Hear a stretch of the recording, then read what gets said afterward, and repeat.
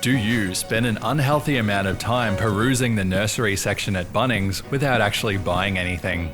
Does the breadth of your botanical knowledge extend only to the plants portrayed in Minecraft? And do you secretly dream of attaining the ungodly riz of Australia's favourite television druid? Then this is the video for you. Namaste, cobbers. We're going veggie and doing a plant-based episode. It's been a while, and I know the flora stands are champing at the bit for it. All two of you. The topic of plants can be a bit dry. The monotony of botany. Which is why one must fertilise the subject with a few innuendos for maximum growth. Call it blood and boner. This time we're looking at some recognisable Aussie flora. These are the native plants you'll see on a daily basis, at your local park, adorning the nature strip, and in the garden of that neighbour who mows the lawn at 6 AM on a Saturday. But I digress. Let's meet the locals.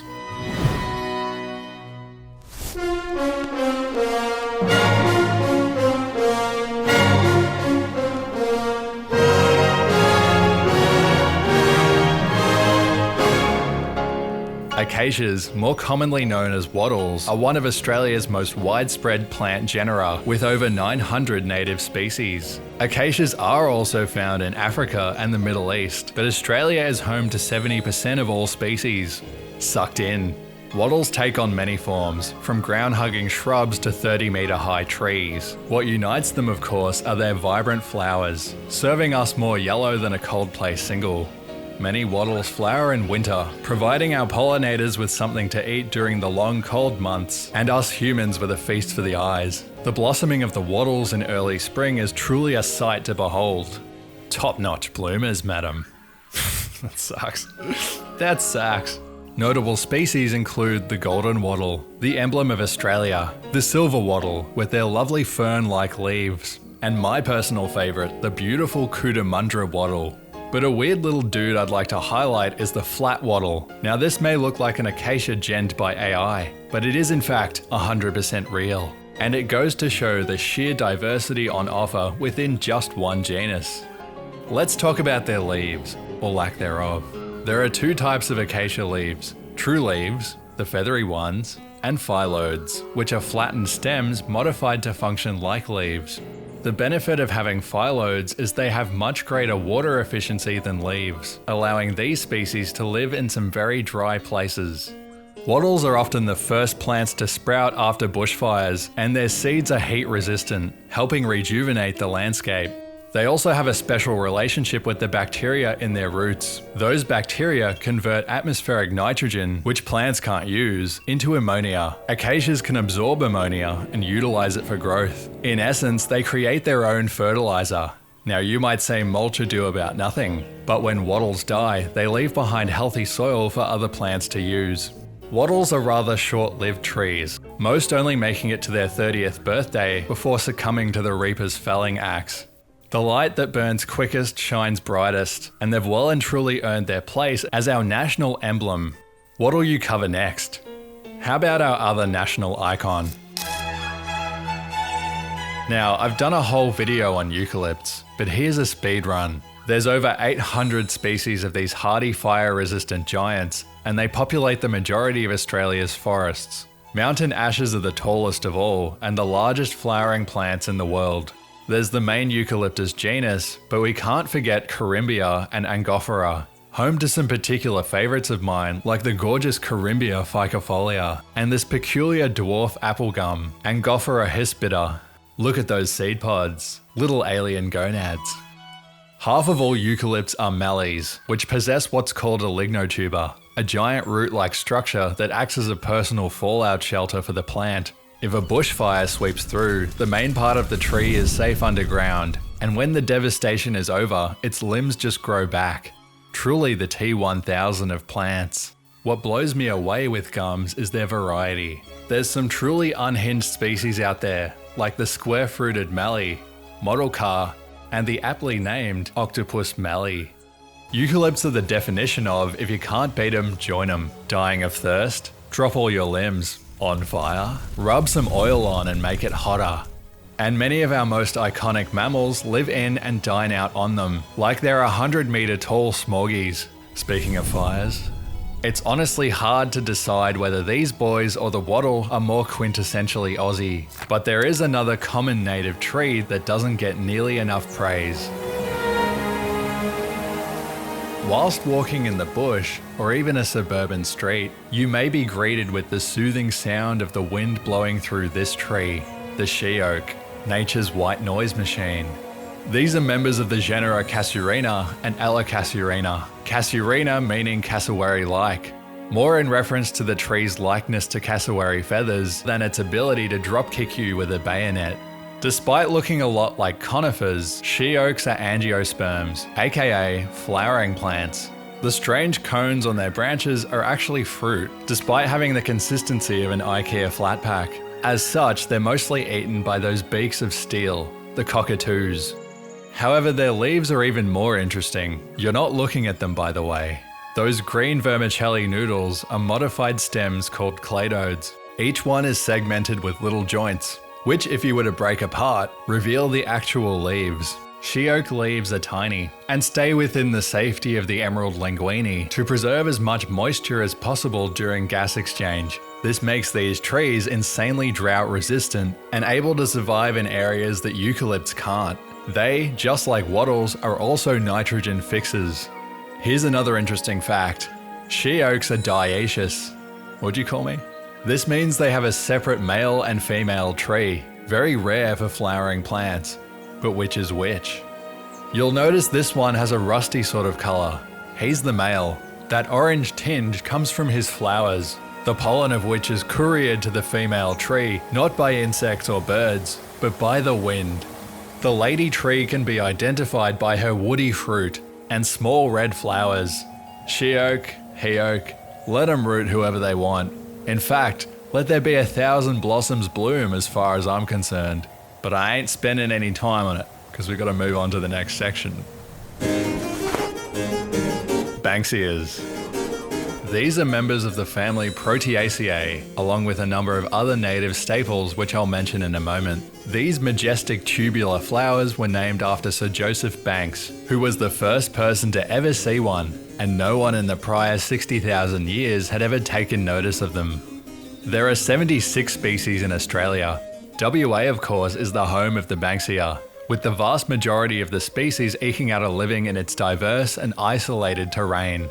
W-aliens have to have some claim to fame other than being the backbone of our third world mineral economy. This isolation from the rest of the continent allowed for these flowers to take on even more dazzling and unhinged aesthetics. My personal favourite species are Menziesii and the scarlet Banksia.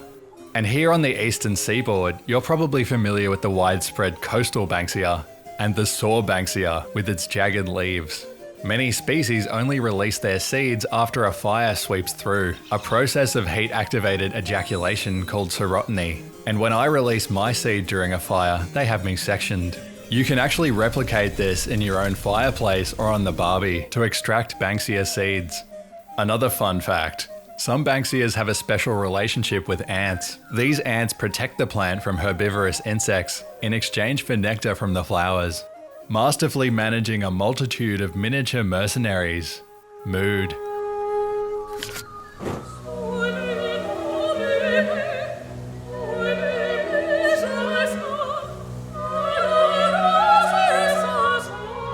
Grevillea, the Australian rose. Does anyone call it that? Whatever, I'm coining the term. Grevilleas are also known as spider flowers because of their long arachnid-like appendages, but don't worry, they don't bite. Much. Ooh, little jump scare to keep you on your toes. Grevillea is a large genus of over 300 species. Their beautiful flowers come in a wide range of colours, but it's important to note that there's just as much diversity going on in the leaves. Just look at the leaves of Grevillea flexuosa, nicknamed the zigzag Grevillea. These sugar mamas are one of the best sources of nectar in the ecosystem and will regularly attract birds and insects alike. If I could recommend planting one native, it would be a Grevillea. The nectar is also used in a traditional indigenous sweet drink, a bit of bush solo. However, not all of them are safe to drink. Some species possess a poisonous nectar that contains cyanide. Grevillea robusta, aka the silky oak, the largest of the Grevilleas, possesses that same toxic nectar, but can also cause a rash just like poison ivy. While we're here, I'll quickly touch on some other iconic flowers. Waratahs, another gorgeous member of Proteaceae, and the state emblem of, New South Wales. Hakeas, of course, including this very cool pincushion hakea. Everlasting daisies, which form stunning wildflower fields. And who could forget kangaroo paws, billy buttons, desert peas, and chorozemas. The wetland-dwelling trees of the genus Melaleuca can be easily identified by their sheets of peeling bark, giving them that well-known moniker, the paperbark. They're members of the myrtle family and closely related to eucalypts. Having skin like an office work stockroom does serve a purpose, to shield the tree from fire. The abundant layers help insulate the core of the tree, while the top layers peel off, taking the flames with them.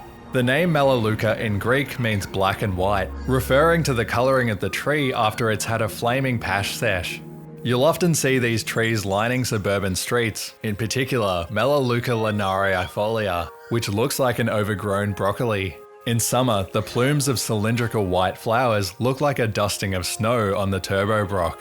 Melaleuca flowers come in a range of colours: white, red, yellow, and my personal favourite, purple. Seen in the flowers of Melaleuca nesophila. Another species you'll be familiar with is the Moona, which often forms the magical archway in the dunes as you enter Australia's Elysium, the beach. To the indigenous foragers, these trees are a Swiss army knife, providing building materials, cooking utensils, and medicine. Their trunks will swell up with water, and with the right incision, you've got yourself a drinking tap.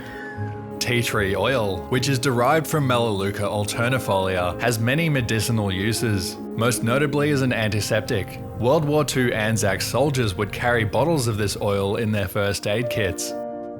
Very closely related to Melaleuca is the genus Callistemon, the bottle brushes. Why bottle brushes? Because they resemble the brushes we all use to clean bottles, obviously, and totally not another household item. Callistemon flowers can be pink or yellow, but the most recognisable are the scarlet flowers of the crimson bottle brush. You'll see these bad boys lining the streets alongside their paperbark cousins. Their floral cylinders are made up of numerous individual flowers, creating a dramatic display that attracts a variety of pollinators. Another close relative worth mentioning is Leptospermum. I hardly know 'em, more commonly known as tea trees. Now this may cause confusion because I just mentioned Melaleuca being renowned for tea tree oil. And this is why common names are oftentimes completely unhelpful in identification. It's always good to brush up on the scientific names. When in Rome, learn some Latin, pleb. Leptospermum can be difficult to differentiate sometimes, but the giveaway are its flowers. Unlike the frizzy pom-poms of eucalypts and paperbarks, tea trees have quaint little flowers, each with 5 lovely neat petals. Some species such as Leptospermum scoparium, aka Manuka, a native of both Australia and New Zealand, produces the famous Manuka honey, prized for its antibacterial qualities.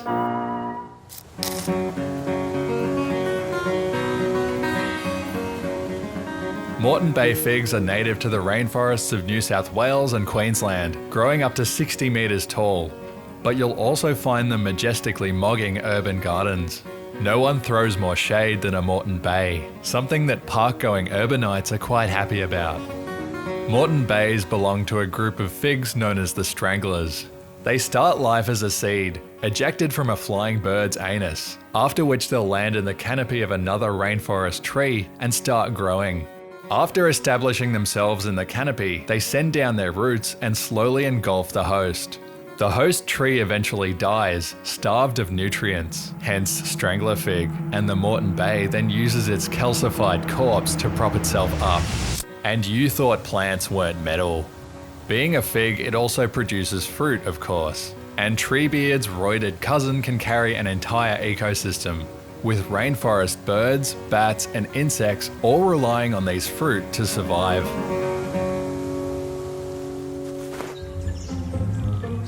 Now we've got some ground to cover on ground cover.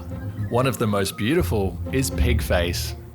Known for its vibrant pink flowers, and clearly named after the minor antagonist from the children's TV series Ace Lightning. Too niche? Not enough. Pigface is a member of the genus Carpobrodus and is a succulent. Yes, Australia has succulents, and they don't just come in Chinese meal form. It's naturally found in coastal areas, particularly in the dunes, where it can survive in the salty, sandy soil, a salinated situation, and it helps to prevent erosion. You'll also find this succulent adorning gardens and nature strips in urban areas because of its hardiness. Pigface is the Australian aloe vera. The sap can be used to treat stings and burns, and you can eat it. The leaves are edible, but these weird little dudes also bear a delicious fruit as well. It tastes a bit like kiwi or strawberry, with a sprinkling of salt. Lomandra, often called mat rush, is a tough, hard-wearing ground cover. The key to its success is adaptability. You'll find Lomandra growing naturally in woodlands, grasslands, wetlands, and along the coast. It's because of this versatile nature that they've become the basic birch of landscaping projects. Garden path, Lomandra. Nature strip, Lomandra. Macca's car park, Lomandra. Drug lord's estate, you better believe it's Lomandra. You truly are the lend-lease of plants. Lomandra does provide habitat for wildlife, and the roots grow densely and intertwine, forming a mat-like structure, hence mat rush. When weeds are washed away in a storm, Lomandra remains. It also plays an important role in indigenous culture. The long leafy strands are traditionally used to weave baskets, and the stem of the leaf can be sucked on for moisture during times of drought. A plant you'll often see in harsh terrain is saltbush. These shrubs will survive anything. Too hot, too cold, too wet, too dry, too windy, too sandy, too nutrient deficient. Saltbush just walks it off. Or it would, if it had legs. And as its name suggests, it'll tank more salt than the ruins of Carthage. Too soon. They do this by filtering salt into separate bladder cells within their leaves, allowing them to drink salinated water that would kill off other plants. Most of them belong to the Atriplex genus. Notable species include the coast and old man saltbushes, which can be found at the beach or in the desert respectively. Like Lomandra and Pigface, saltbush plays an important ecological role in soil stabilization and combating erosion in degraded landscapes. The combination of their pale leaves and those aforementioned salt deposits helps these shrubs reflect more sunlight than other plants, conserving precious water. Additionally, their deep root system helps them tap into water far below the surface, which allows it to thrive where other plants can't. And we all enjoy a deep root.